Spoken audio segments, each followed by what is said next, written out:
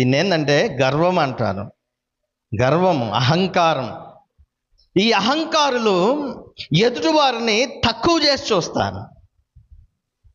Maybe you have lot of things. నీకు చాలా ఉండొచ్చు, నీకు జ్ఞానం ఉండొచ్చు, గొప్పగా మాట్లాడవచ్చు, మంచి డ్రెస్ అపియరెన్స్ ఉండొచ్చు, మంచి ఉద్యోగం ఉండొచ్చు, బాగా డబ్బు సంపాదించవచ్చు, అందరికంటే జ్ఞానంగా మాట్లాడవచ్చు. అంత మాత్రాన నీకంటే తక్కువగా ఉండేటువంటి వారిని చిన్న చూపు చూస్తావా?